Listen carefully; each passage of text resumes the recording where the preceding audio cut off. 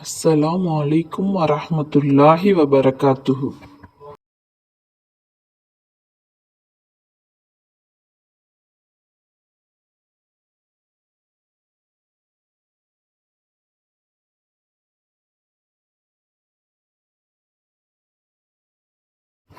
நம்பிக்கையாளர்களே, நீங்கள் தொழுகைக்கு சென்றால் அதற்கு முன்னர் உங்கள் முகங்களையும் முழங்கைகள் வரை உங்கள் கைகளையும் கணுக்கால்கள் வரை உங்கள் இரு பாதங்களையும் கழுவிக்கொள்ளுங்கள். உங்கள் கையில் நீரை தொட்டு உங்கள் தலையை தடவி மசகு செய்து கொள்ளுங்கள். நீங்கள் முழுக்குடையவர்களாக இருந்தால் கைகால்களை மட்டும் கழுவினால் போதாது, உடல் முழுவதையும் கழுவி தூய்மையாக்கிக் கொள்ளுங்கள்.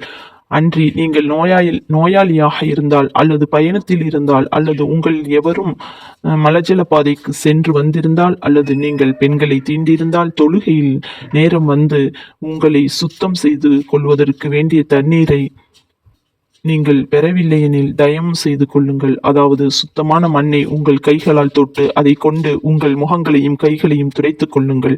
உங்களுக்கு கஷ்டத்தை தர அல்லாஹ் விரும்பவில்லை. எனினும் அவன் உங்களை பரிசுத்தமாக்கி வைக்கவும் தன் அருட்கொடையை உங்கள் மீது முழுமையாக்கி வைக்கவுமே விரும்புகிறான். இதற்காக நீங்கள் அவனுக்கு நன்றி செலுத்துவீர்களாக.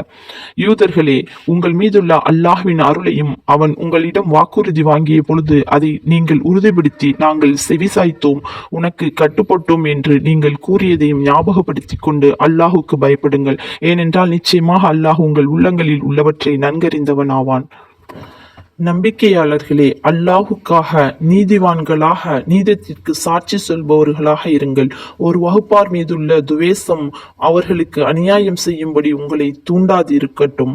பகைமை இருந்தாலும் நீங்கள் நீதியே செலுத்துங்கள், அதுதான் இறை அச்சத்திற்கு மிக நெருங்கியது. எப்போதும் நீங்கள் அல்லாஹுக்கே பயப்படுங்கள். நிச்சயமாக அல்லாஹு நீங்கள் செய்பவற்றை நன்கறிந்தவன் ஆவான். எவர்கள் நம்பிக்கை கொண்டு நற்செய்களை செய்கிறார்களோ அவர்களுக்கு பாவ மன்னிப்பும் மகத்தான நற்கூலியும் உண்டு என அல்லாஹ் வாக்களித்திருக்கிறான்.